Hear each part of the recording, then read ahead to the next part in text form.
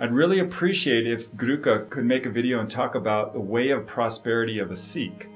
Nowadays, there's so many so-called masters of making money and prosperity and different ways of making money.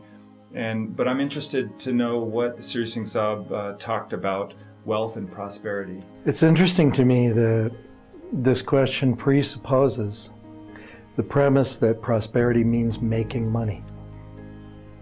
I think if that's the case, you should become a counterfeiter. You know, have a big printing press and make lots of money. In my mind, that's not the definition of the word prosperity. You know, our lifestyle is very simple. It says work honestly. That means don't scam people. Don't always be calculating and planning some, way to trick something or get something in your favor or get some money away from someone. We're very straightforward people. We work honestly.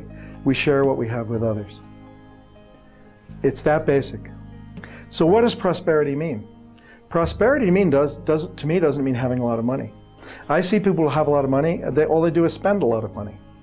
Because the more money you have, the more money you spend. And believe me, you can always find something to spend it on.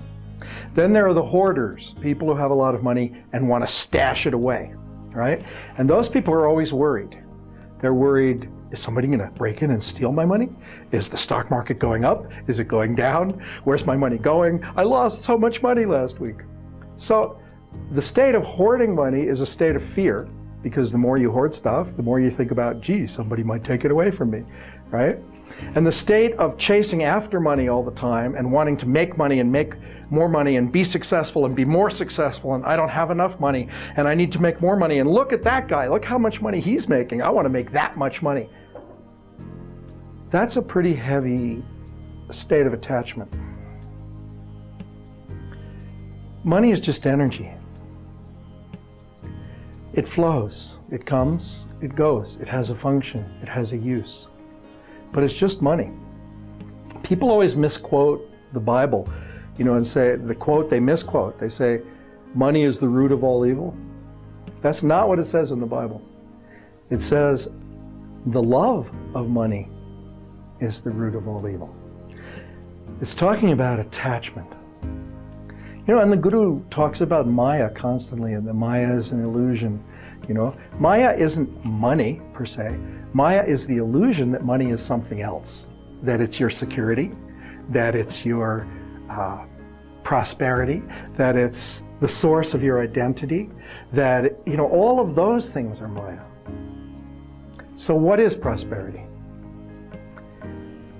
Prosperity is understanding in each moment that whatever you need, and even more, is at hand at the moment that you need it. That you will always have enough to live with grace, that you will always have enough to give to others and to share. Because look at God. Right? It says in Japji Sahib, every creature has its food placed before it. Right? The little bug that lives under the rock, the bird that flies through the sky. Every creature has whatever it needs provided for it in each moment. So why should we feel any different? Why is it that we want to amass, a house with 84 rooms and we live in 3 of them? Why is it that we want to have 7 cars and, we drive 2 of them?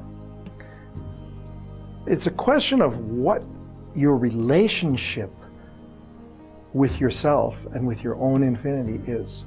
And if that relationship is spontaneous and you are secure and you work hard and you serve people, then prosperity is a flow. It flows through you, it flows to you, it flows through you to others. And it's a very fluid situation. It has nothing to do with having a lot of money. In the Sikh lifestyle, we talk about Dasvandh, about giving 10%, and oftentimes people might, just give whatever they can. The principle of Dasvandh is called tithing, Look, the idea is, if you are a 10-year-old kid and you get $1 a week for allowance, you take 10 cents and you give it to the Guru, right? If you have $1, you give 10 cents to the Guru. Why? Not that every kid is itching to give that dime away, but because it's a understanding in your own consciousness that everything you have comes from the infinite. It all comes to you by kripa, by grace, right? So acknowledge that. It's like, somebody gives you a nice present for your birthday, right? You sit down, they say, here, I've got a present for you. And you sit down, you unwrap the present, and you look at it, and you say, oh my God, this is just what I wanted. This is so beautiful. And then don't you say to that person, thank you so much, and you give them a hug, right? And maybe you send them a little card, and you say, that was so loving of you, that was so sweet that you gave me a present. That's what Dasvandh is. Dasvandh is you're telling your Guru, thank you. And you have blessed me with what I need and more than what I need. Let this be used for the good of everyone. Let us all share together.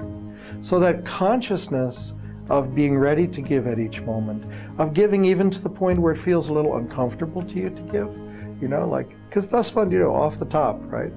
You just give it without a thought. Because the reason you give it is not because you want something in return, or because it makes you feel good to be a giver. I'm a very charitable person. I give money to others, I give money to those less fortunate than myself. Oh my God. No. You give it because it already belongs to the Guru. Everything you have belongs to the Guru. He was kind enough to give you some of it. So, you're acknowledging the source. That's the secret of Dasvandh. And yeah, Dasvandh does help you with your understanding and relationship with prosperity in your life. So, but you have to understand it's a self-relationship within yourself.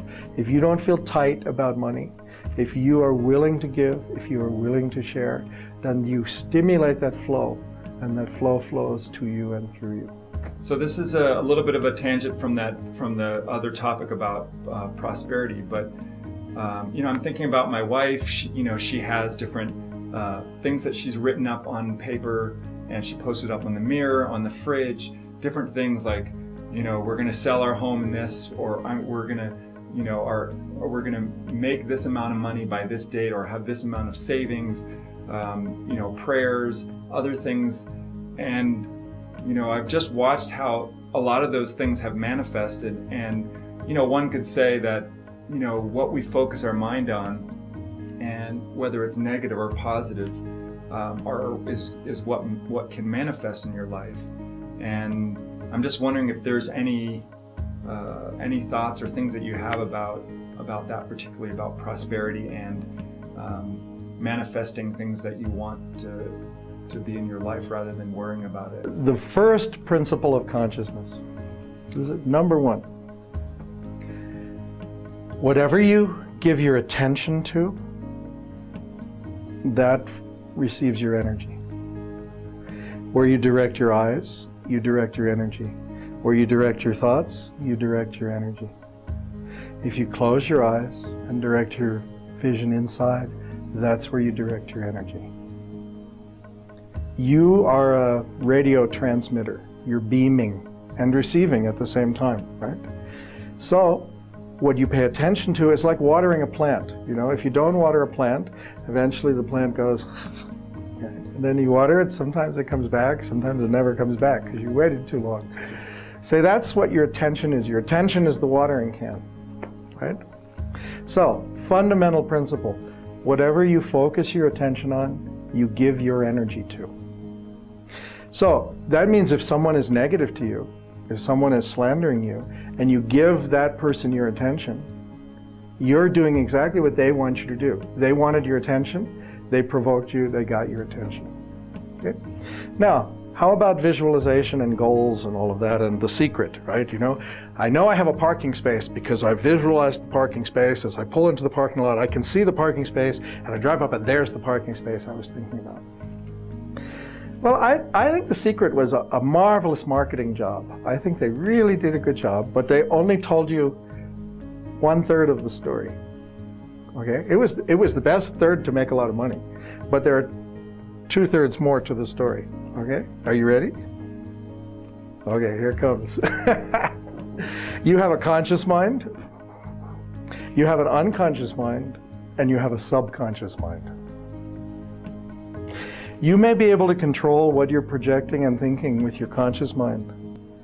But if you cannot control your subconscious mind and your unconscious mind, they will just work in the background to undo the thing that you're doing consciously. Because you're projecting with 3 different transmitters. You're transmitting with your conscious mind, you're transmitting with your subconscious, and you're transmitting with your unconscious. So, the fact is, sometimes this stuff works in the long term. And I'm not saying you shouldn't have goals, and I'm not saying you shouldn't visualize. That's not what I'm saying. Don't misunderstand me. I'm saying you got to get really straight with yourself. You have to clear your subconscious. You have to know your unconscious. You have to love your unconscious. You have to clean your subconscious. When you do that, then you align your conscious mind, your subconscious, and your unconscious. And at that point, when they're all in alignment, you realize that you actually don't need to set goals, meet goals, project. What you need to do is understand the next thing that needs to unfold and be present with it and love it and hug it to you. Because you may be projecting that, you want that Mercedes 450 SL, right? And you're thinking about that Mercedes 450 SL, you're really focused on it, and you step off the curb and you're hit by a Honda. And now you're in the hospital. You're not thinking about the Mercedes anymore. What's my point? My point is, be present, be aware, understand that whatever you need will come to you. You can see it in your meditation. You can see it at your ajna, at your third eye point. You can understand that this is what's manifesting and is coming in my future. And you can, with that vision, it's not like you're pulling it to you, attracting it through the power of the secret. It's that you're present with something that already exists. Because I'll tell you the real secret, okay? Here's the real secret. Nobody else is going to tell you this secret. Here it is. The future and the present and the past, they're illusions. The past doesn't exist. It's gone. That's just old videotapes you pull off the shelf and play sometimes, right? The present is the only thing that exists. The future is just many possible timelines into the future. Some are fantasies, some are projections, some are possible outcomes, some are sequences that may have certain consequences or may have different consequences. But the fact is, you can act in this moment to be present with the reality of what's happening in your life. And the blessings that come in your life are even beyond your imagination and beyond what you can pin on your refrigerator, because they're better than you could even think of.